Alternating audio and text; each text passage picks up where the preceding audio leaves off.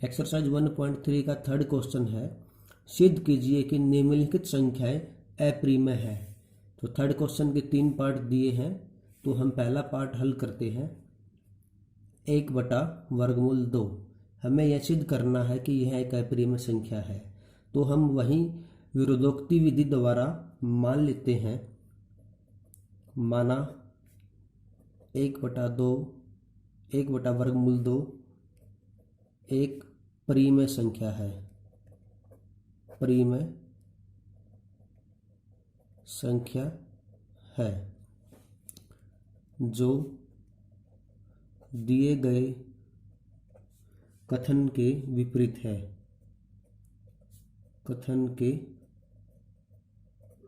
विपरीत है।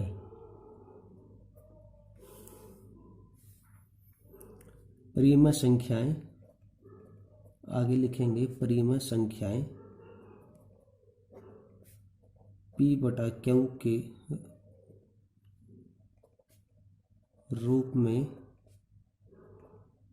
होती हैं जहां Q बराबर 0 नहीं होता। तो आइए इसको हम P/Q के बराबर रखते हैं। 1/वर्गमूल 2 बराबर P/Q, जहां P और Q सह अभाज्य पूर्णांक है।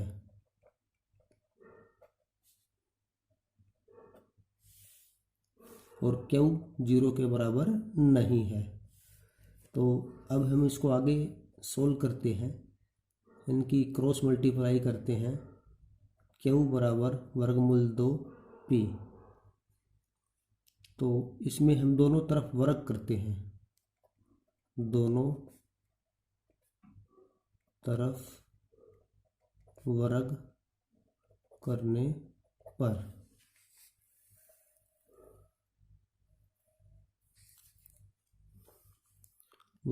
पर हमें प्राप्त होता है Q का वर्ग बराबर 2P का वर्ग।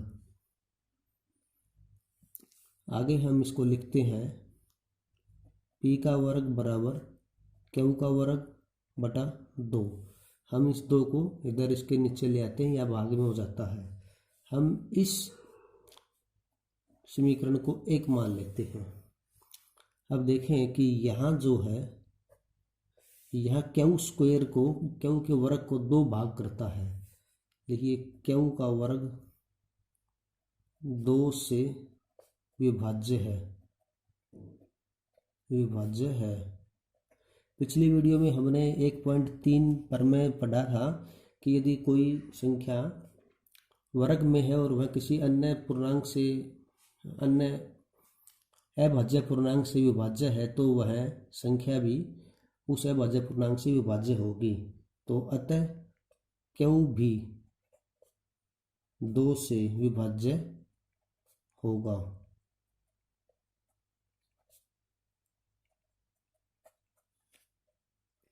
यह एक कथन हो गया और इस कथन को मैं A कथन मान लेता हूं। अब मैं फिर से मान लेता हूं, माना Q बराबर 2M, और इसको मैं समीकरण 1 में यहां रख देता हूं। लिखिए समीकरण 1 में रखने पर क्या प्राप्त होता है, देखिए P² बराबर 2M/2। यहाँ इसका हम वर्ग करेंगे, तो इसको आगे लिखेंगे हम P² बराबर 4M² 2। इसको हम 2 से भाग करेंगे, 2 × 2, 2 दूनी 4। तो ये आगे आएगा P का वर्ग बराबर 2M का वर्ग। यहाँ हम फिर M की वैल्यू निकालेंगे। M का वर्ग बराबर होगा, यहाँ P जो है इसके भाग में चला जाएगा, 2 जो है M के गुना में है, तो यहाँ P के भाग में होगा P का वर्ग बटा 2। अब यहाँ फिर P² जो है, एक जो हमारे P और Q जो सहअभाज्य पूर्णांक है, इसमें Q तो हमने यहाँ प्राप्त कर लिया कि यह 2 से विभाज्य है, और p भी यहाँ से हमें प्राप्त हुआ कि यह 2 से विभाज्य है। तो यहाँ भी हम लिखते हैं, यहाँ p का वर्ग 2 से विभाज्य है, अतः p भी 2 से विभाज्य होगा। और इस कथन को मैं कथन बी मान लेता हूं, ये कथन बी हो गया। अब कथन ए और बी से देखिए, ये कथन ए है और ये कथन बी। कथन ए और बी ये कहता है कि P भी और Q भी दोनों ही 2 से विभाज्य है। मतलब 2 जो है, इन दोनों P और Q दोनों में एक उभयनिष्ठ गुणनखंड है। तो इसे लिखते हैं, दोनों कथनों से हमें यह दर्शाता है कि कथन ए व कथन बी से प्राप्त होता है कि P व Q दोनों 2 से विभाज्य हैं, अर्थात P और Q में 2 उभयनिष्ठ गुणनखंड है। तो अब इस तथ्य से हमें पता चलता है कि P और Q सअभाज्य पूर्णांक नहीं है। तो लिखिए इसे भी, यह तथ्य दर्शाता है कि P और Q सअभाज्य पूर्णांक नहीं है। ये A और B के कथन से हमें पता चला कि P और Q सअभाज्य पूर्णांक नहीं है, जबकि परिमेय संख्या P बटा Q के रूप में यानी P और Q सअभाज्य पूर्णांक होते हैं। तो यह विरोधाभास गलत कल्पना के कारण हुआ है कि 1 बटा वर्गमूल 2 एक परिमेय संख्या है। तो अतः हम यह निष्कर्ष निकालते हैं कि 1 बटा वर्गमूल 2 एक अपरिमेय संख्या है। तो इससे यह सिद्ध होता है कि 1 बटा वर्गमूल 2 एक अपरिमेय संख्या है। अब देखिए, थर्ड क्वेश्चन का सेकंड पार्ट है। हमें दिया है 7 वर्गमूल 5। तो पिछले क्वेश्चन की तरह इसे भी हल करते हैं। तो विरोधोक्ति विधि का प्रयोग करते हैं।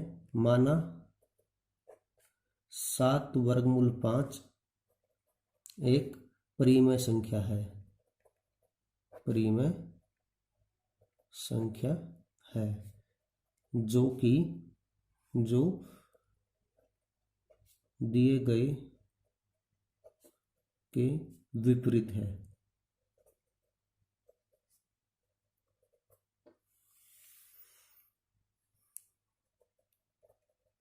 परिमेय संख्याएं P बटा Q के रूप में होती हैं जहां Q 0 के बराबर नहीं है। तो हम इसको P बटा Q के बराबर लिखते हैं, 7 वर्गमूल 5 बराबर P बटा Q। तो यहाँ P और जो Q है सह अभाज्य पूर्णांक है, या फिर से भी लिख सकते हैं Q जो है 0 के बराबर नहीं हो सकता। तो इसमें आगे इसको हल करते हैं। हम वर्गमूल 5 को इधर ही रखते हैं और 7 को उधर भाग में लेके जाते हैं, P बटा 7 Q। तो अब हम देखते हैं कि ये जो टर्म जो है ये P बटा Q के रूप में है। तो हम जानते हैं P और Q तो दोनों सअभाज्य पूर्णांक है। तो इसका मतलब ये पूरी टर्म भी एक अपरिमेय संख्या होगी, क्योंकि P और Q सअभाज्य पूर्णांक है और ये P बटा Q जो है परिमेय संख्या बनता है। तो ये टर्म भी पूरा परिमेय संख्या होगा। जब ये परिमेय संख्या होगा तो वर्गमूल 5 भी परिमेय संख्या होगा, लेकिन वर्गमूल 5 परिमेय संख्या नहीं हो सकता। तो यहाँ हमें फिर से विरोध होगा। तो आइए देखते हैं, लिखेंगे क्योंकि P और Q पूर्णांक हैं तो P बटा 7 Q एक परिमेय संख्या होगी, परिमेय संख्या होगी।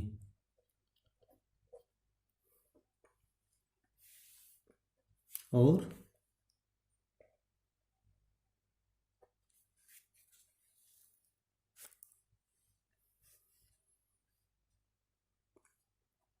P/7Q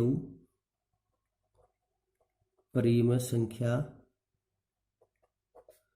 है तो वर्गमूल 5 भी एक परिमेय संख्या होगी।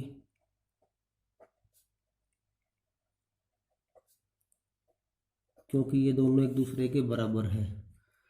तो अब आगे देखिए, वर्गमूल 5 भी यह एक परिमेय संख्या होगी, परंतु ये जो तथ्य जो हमें मिला है कि वर्गमूल 5 एक परिमेय संख्या होगी, यह जो तथ्य है इससे हमें विरोधाभास प्राप्त होता है कि वर्गमूल 5 तो एक अपरिमेय संख्या है। देखिए लिखेंगे, परंतु इससे तथ्य का विरोधाभास प्राप्त होता है कि वर्गमूल 5 एक अपरिमेय संख्या है। देखिए यहाँ हमें स्टेटमेंट मिलती है कि वर्गमूल 5 एक परिमेय संख्या है, लेकिन हमें पता है कि वर्गमूल 5 एक अपरिमेय संख्या है। हमें हमारी बात का यह विरोध हो रहा है, इसलिए हम यह निष्कर्ष निकालते हैं कि 7 वर्गमूल 5 एक अपरिमेय संख्या है। हमने जो 7 वर्गमूल 5 को परिमेय संख्या माना था वह हमारी एक गलत कल्पना थी। तो हम कहेंगे कि निष्कर्ष निकालते हैं कि 7 वर्गमूल 5 एक अपरिमेय संख्या है। इस प्रकार यह सिद्ध होता है। क्वेश्चन नंबर 3 का थर्ड पार्ट है 6 वर्गमूल 2। बिल्कुल पिछले क्वेश्चनों की तरह भी इसे हल करेंगे। माना 6 वर्गमूल 2 एक परिमेय संख्या है जो दिए गए के विपरीत है। दिए गए कथन भी कह सकते, कथन के विपरीत है।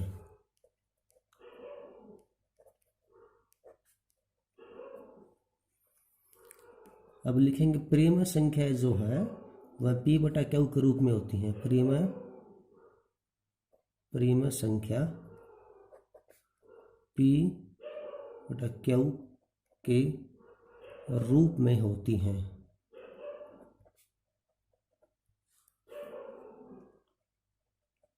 जहाँ Q शून्य के बराबर नहीं है।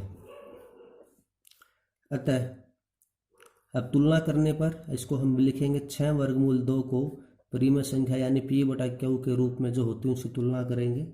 जहाँ ये P और Q फिर लिख रहा हूँ मैं, P और Q सह अभाज्य पूर्णांक है। अभाज्य पूर्णांक है और Q शून्य के बराबर नहीं हो सकता। Q शून्य के बराबर क्यों नहीं हो सकता? क्योंकि अगर Q शून्य के बराबर है तो यह जो टर्म जो है यह एक अनिश्चित हो जाएगी, यह इनफाइनाइट हो जाएगी। क्योंकि हम जीरो से बार बार उसको भाग करेंगे तो वह पूरा भाग नहीं हो सकता और यह निश्चित हो जाएगी, अनिश्चित टर्म बोल जाएगी, इनफाइनाइट होगी। तो आगे देखिए, हम वर्गमूल 2 के इधर रखते हैं P/Q को -6 को हम इधर ले आए और 6 का बटा हम 1 करते हैं और आगे फिर हम इसका लघुत्तम समापवर्तक लेते हैं।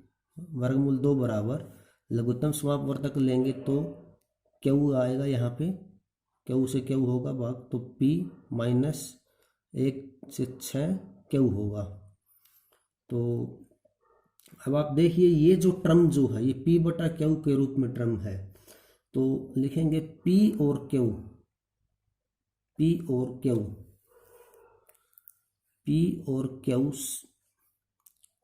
पूर्णांक है।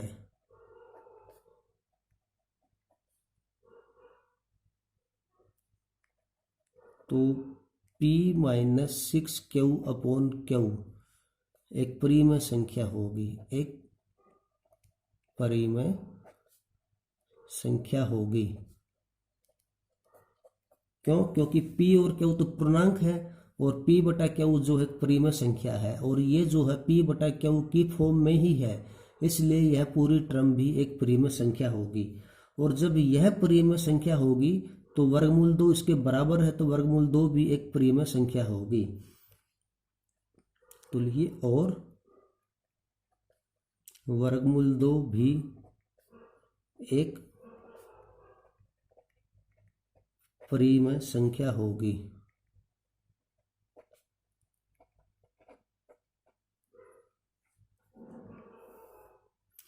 परंतु यहाँ हमें पता चला कि वर्गमूल 2 एक परिमेय संख्या है, परंतु इससे यानी इस स्टेटमेंट से इससे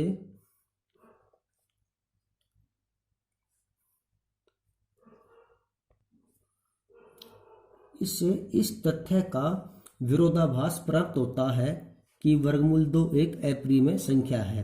वैसे हम जानते हैं कि वर्गमूल 2 एक अपरिमेय संख्या है, परंतु यह तथ्य कहता है कि वर्गमूल 2 तो एक परिमेय संख्या है। और ऐसा विरोधाभास हमें क्यों हो रहा है? क्योंकि हमने गलत कल्पना की है कि 6 जमा वर्गमूल 2 एक परिमेय संख्या है। यह एक अपरिमेय संख्या है। देखिए आगे कैसे लिखते हैं हम।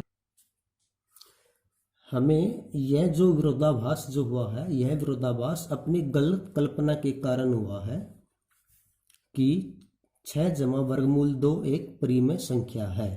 यहाँ हमने जो 6 वर्गमूल 2 एक परिमेय संख्या माना है, यह हमने गलत कल्पना की, इसीलिए हमें यह विरोधाभास प्राप्त हो रहा है कि वर्गमूल 2 एक परिमेय संख्या है, जबकि वर्गमूल 2 तो एक अपरिमेय संख्या है।